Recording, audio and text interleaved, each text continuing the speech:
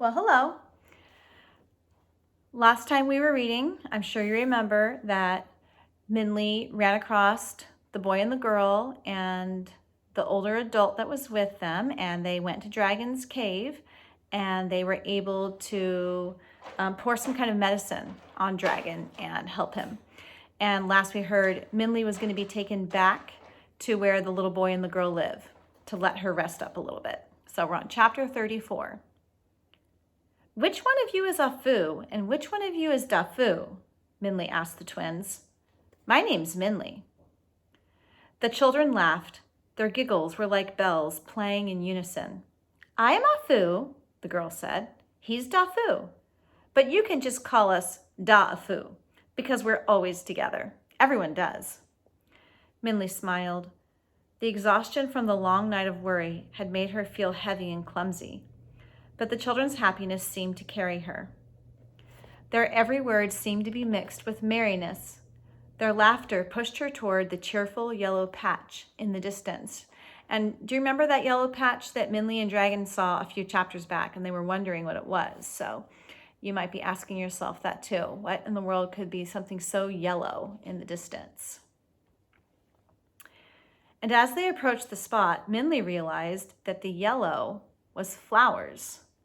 In front of them was land full of blooming trees. The trees were heavy with bright blossoms, and as the wind blew through the branches, golden flowers showered down like rain. As they reached the trees and breathed in the spicy scent of the flowers, Minley gasped. It's beautiful, she said. The children laughed again, and the brilliant red of their clothes and the golden yellow flowers of the trees seemed to make Minley's eyes dazzle with color. But their brilliance was a contrast to the stone rooftops of the village below. The homes looked as though they had been hewed from the cold, harsh rock of the mountain. And Minley saw that the flowering trees were the only things that grew easily from the unforgiving, rough soil. The boy saw Minley's gaze. That's our home, he told her. The village of the moon rain. Village of the moon rain? Minley asked. That's a strange name. Why isn't your village named after the flowering trees? It is, Dafu said. And now we're going to hear the story of the village of the moon rain. Over 100 years ago, when our ancestors were first brought here, the land of the village was barren and gray. Everything was dull and colorless, the wind cold and bitter. Still, our ancestors worked hard. They built houses out of the mountain stone, sewed warm, wadded cotton jackets, and planted seeds in the hard dirt. But despite their efforts, the land refused to bear a single plant or flower. However, even though it looked hopeless, our ancestors continued to work. Then one night, when the moon was big and round, the air filled with a strange fluttering sound. Our ancestors thought that a great storm was coming and rushed inside. And a great storm was coming. With a crash, raindrops seemed to fall from the sky. But what strange rain it was! Round and smooth, in the glowing light, the raindrops looked like silver pearls. And when they touched the ground, they disappeared. It's raining pearls, our ancestors said to each other, jewels from the moon. And they rushed out with baskets and bags, catching what they could from the strange storm. Magically, when the raindrops were caught, they didn't disappear, and soon their baskets and bags were full. But in the morning, our ancestors saw that the drops were not pearls or jewels. In the sunlight, they saw that they were really seeds. But no one knew what kind of seeds they were. Curious, they planted them in the hard earth. And when the moon rose again that night, the strange rain fell again as well. This time our ancestors were not fooled and just watched the drops disappear into the ground. But in the morning, the planted seeds were sprouting as if watered by a magic brew. So night after night, the seed rain fell from the sky. And as daylight broke over the land, the seedlings grew higher. Soon, they grew into the beautiful silver trees with golden flowers. They were so beautiful, our ancestors planted more and more seeds, and soon the whole village was blooming with hundreds and hundreds of flowering trees. And since then, our home has been called Village of the Moon Rain. We plant new seeds every day, and every night the moon rain falls, and every morning a new seedling sprouts. Maybe in another 100 years, all the stony land will be covered with trees, and the mountain will be as golden as the moon.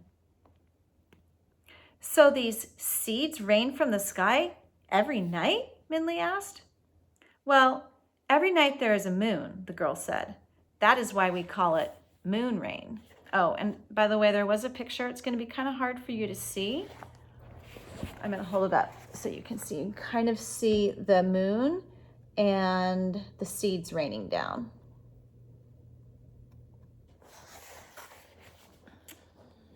All right. And you don't know why? Minley asked. Even though she was tired, she could not help being curious. Both children shook their heads, and before Minley could ask more questions, the boy pointed. Minley followed his hand and saw the crimson gate doors painted with a cheerful greeting. "We're here," he cried. "Come on in. We're home." Chapter 35. After the great storm, Ma and Ba worried that vast damage had been done to the village. And when the sun shone in the morning, the village looked as if it were in ruins. Large tree branches had fallen, and a clutter of leaves and roof tiles and dust and dirt littered the ground. Yet, when the villagers began to clean, they saw the storm had not harmed as much as they had feared. "At least no homes were destroyed," the villagers said to each other, "and we know everyone is safe."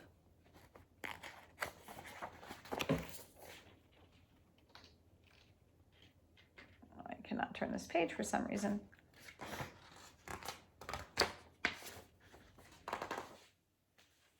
"Well, everyone except Minley," they added silently. Ma and Ba said nothing when their neighbors paused awkwardly. They helped pick up the broken branches, swept broken bits of pottery and tiles from the street, and nailed shutters. At night, they quietly sat together at the table with the goldfish. Though Ma heard nothing, Ba remembered the fish's words about the fear in the wind. It filled him with worry, and he waited with the fish. And he waited for the fish to speak again. However, it remained oddly silent. Finally, when Ma was busy helping a neighbor, Ba tried to question the fish. "During the storm, you said there was fear in the wind," Ba said to the fish. "Whose fear was it? Was it Minley's? Was she afraid of something?" And I don't know if you're remembering back, when Ma and Ba were listening to the storm and they were worried, Minley was out in that storm. I don't know if you remember what was happening. Just let you think about it for a second. So that storm was happening the night that Minley and Dragon ran into the green tiger. So that was what was happening that night. The fish stared at Ba with its round eyes and made no sound. "Please tell me," Ba said, his hands around the bowl. The fish swam noiselessly in the water. Ba was puzzled. Had the fish stopped speaking? Or was he now unable to understand? Or perhaps the fish had never spoken at all, and it had been his imagination. Ba placed his ear close to the water. Was the faint bubbling a whisper? He strained closer, his ear beginning to dip into the water. "What are you doing?" Ma asked as she came into the room. Ba jerked his head up, his ear dripping with water. "Nothing," he said sheepishly. "Were you cleaning your ear in the fishbowl?" Ma said, slightly appalled. "Not exactly," Ba said awkwardly. A cross look streaked across Ma's face. But as she looked at Ba, rubbing his ear shamefacedly, she did something she hadn't done in years. She laughed. You look so silly. If Minley were here now, Ma said, she would laugh at you. Yes, she would, Ba said, and he too began to laugh. She would laugh until she cried. Their laughter intertwined, but when they looked at each other, they could see the tears forming were not from joy. And the next chapter is chapter 36, and we're going to stop there. All right.